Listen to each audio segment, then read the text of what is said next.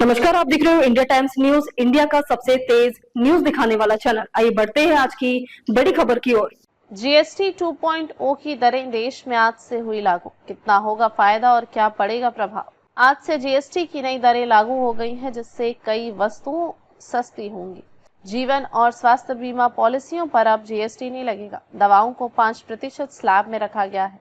Dairy दूध पर छूट है, लेकिन वनस्पति दूध पर 5% कर लगेगा। फेस पाउडर और शैम्पू सस्ते होंगे। बिना ऑपरेटर के सामान किराए पर लेने पर भी जीएसटी लगेगा। आयात पर भी नई दरें लागू होंगी। वस्तु एवं सेवा कर यानी जीएसटी में आज से एक बड़ा बदलाव लागू किया गया है। जीएसटी की नई दरें आज से लागू हो गई हैं। नई दरों के लागू हो जाने के बाद कई रोजमर्रा की वस्तुएं सस्ती हो जाएंगी। ऐसे में आइए आपको बताते हैं कि वे कौन सी बातें हैं जो आपको ध्यान रखनी चाहिए। नई जीएसटी दरें के लागू होने के बाद जीवन बीमा पॉलिसियों पर छूट हो जाएगी। सभी व्यक्तिगत जीवन बीमा पॉलिसियां अब जीएसटी से मुक्त हैं। इसका सीधा फायदा आम लोगों को होने जा रहा है। हेल्थ इंश्योरेंस में भी छूट। व्यक्तिगत स्वास्थ्य बीमा पॉलिसियों पर भी अब जीएसटी नहीं देना होगा, जिससे लोगों का टैक्स का पैसा उनकी जेब में रहेगा, जो आम लोगों के लिए राहत की बात है।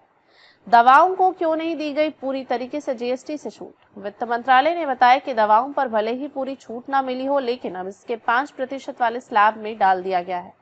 मंत्रालय का कहना है कि अगर दवाओं को पूरी तरह छूट दे दी जाती तो निर्माता कच्चे माल और पैकेजिंग जैसे इनपुट पर आईटीसी का दावा करने की क्षमता खो देते।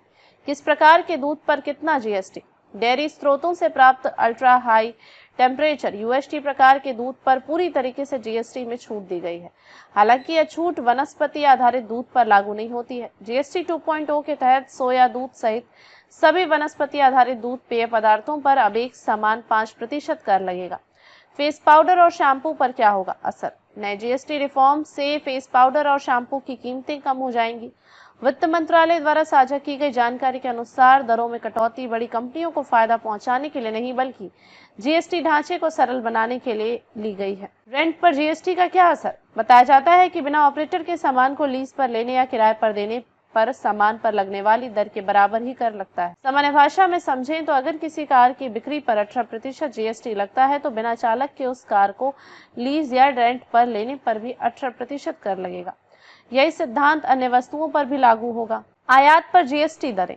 जीएसटी 2.0 के तहत संशोधित दरें आयात पर भी लागू होंगी।